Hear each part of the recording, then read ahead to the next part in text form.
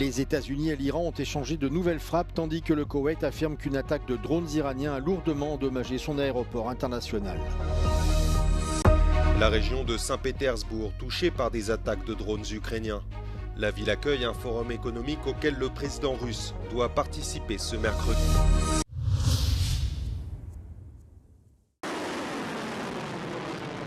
Les espoirs d'accalmie s'éloignent entre Washington et Téhéran. Dans la nuit de mardi à mercredi, les deux pays ont de nouveau échangé des frappes.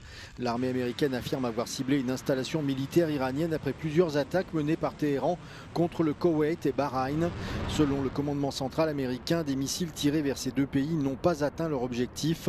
Certains se seraient désintégrés en vol, tandis que d'autres auraient été interceptés. Mais les autorités koweïtiennes ont ensuite annoncé que des drones iraniens avaient frappé l'aéroport international du pays, provoquant d'importants dégâts matériels dans un des terminaux et faisant un mort et des dizaines de blessés. En réponse, Washington dit avoir visé une station de contrôle militaire iranienne sur l'île de Keshm, dans le détroit stratégique d'Ormuz. Cette nouvelle escalade intervient alors que les négociations entre Washington et Téhéran semblent dans l'impasse.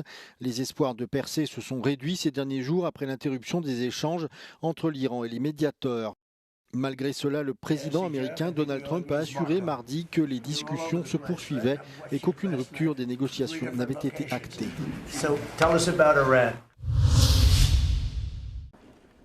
Des frappes de drones ukrainiens signalées sur Saint-Pétersbourg ce mercredi. Volodymyr Zelensky a déclaré que l'armée avait pris pour cible un terminal pétrolier de la ville, ainsi qu'une entreprise produisant des armes.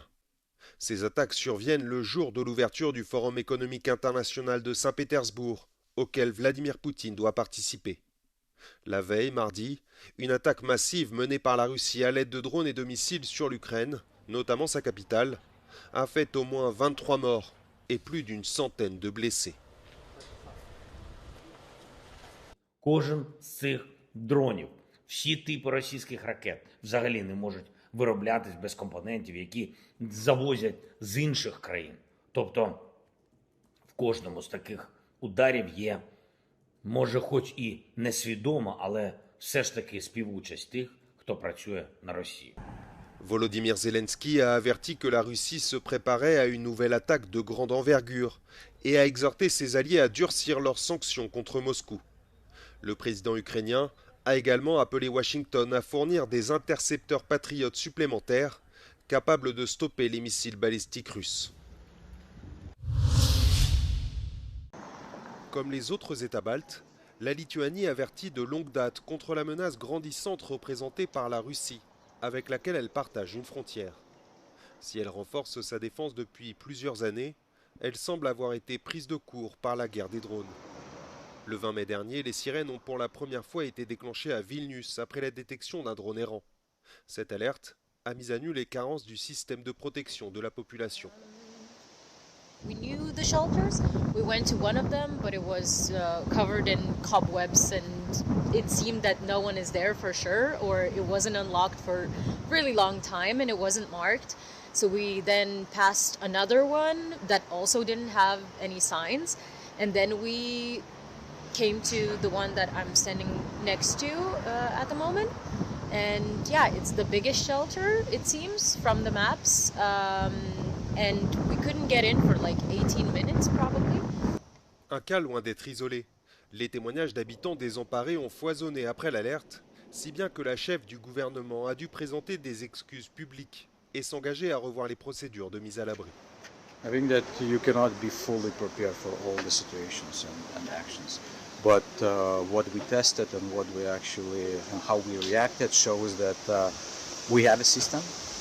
We have a knowledge, we have an infrastructure, but at the same time, there's still some gaps that we would like to fix. And I think that there was a good exercise for the government, for the institutions, for the businesses, and for the simple citizens who was participating. Objectif désormais, former davantage de citoyens à la gestion des situations d'urgence et construire ou aménager plus de lieux qui pourraient, en cas de besoin, servir d'abri.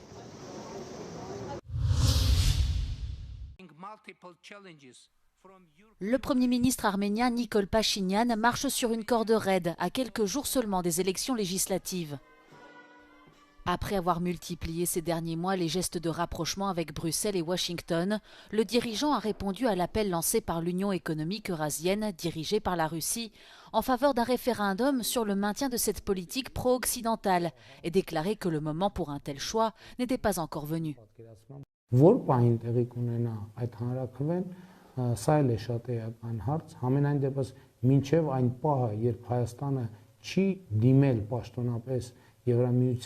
Եվրոպական միությանը անդամագրվելու համար կամ Եվրամիության անդամության տեխնացուի կարգավիճակին շատ մոտ չէ, որևէ հանրաքվե անելը անտրամաբանական է. La candidature de l'Arménie à l'Union européenne reste théorique, a souligné Nikol Pachinian. Le Premier ministre arménien a ajouté que les relations avec la Russie sont dans ce qu'il a qualifié de phase de transformation, mais ce processus reste selon lui positif. De son côté, Moscou poursuit son offensive économique contre le pays en interdisant ce lundi les importations de nombreux produits issus de la pêche, après avoir restreint les importations de vin et de fruits et légumes arméniens. Le Kremlin a également menacé de couper les approvisionnements en pétrole et en gaz russe à destination de l'Arménie.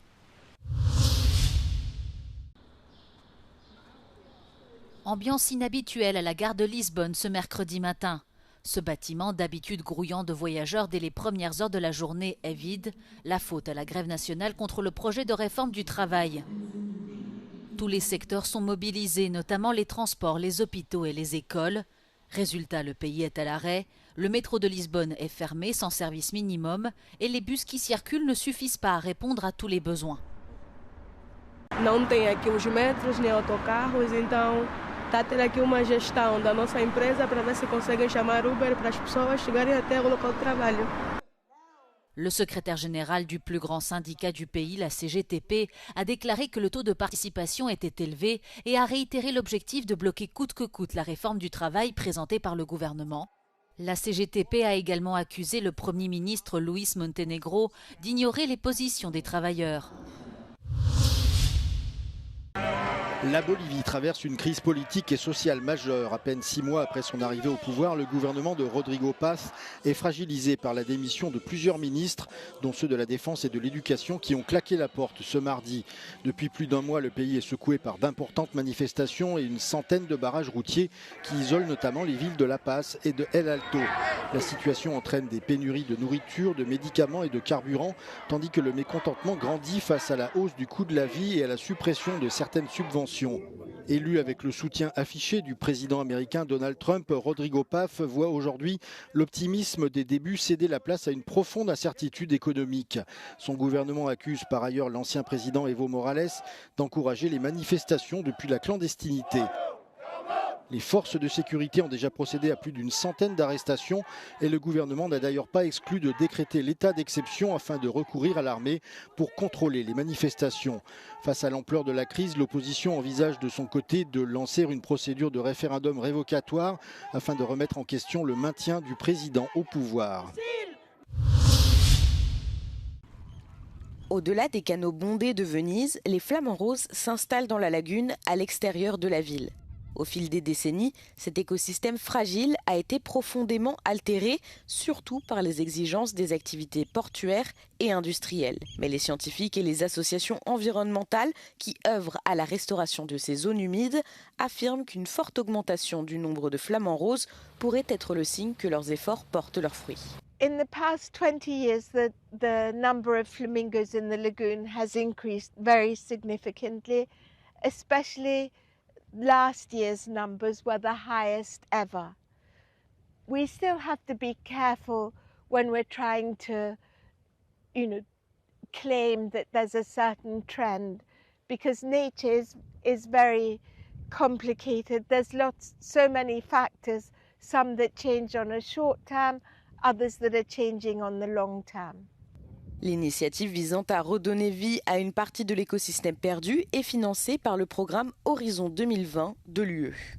Where we are now is a reconstructed wetland where sediments from port maintenance activities have been pumped into this contained area, and the idea is that it develops the ecological functionality of natural salt marsh. La présence de flamants roses dans la lagune souligne l'importance de l'écosystème vénitien et offre aux visiteurs une nouvelle façon d'interpréter la ville des canaux et ses nombreuses îles, à travers leur importance écologique et pas seulement historique et artistique. Dans l'équipe de l'hôpital Ville-Évrard, certains membres du personnel ont des oreilles plus grandes que les autres. Depuis 10 ans, cet hôpital situé à l'est de Paris propose un programme thérapeutique spécial avec des ânes.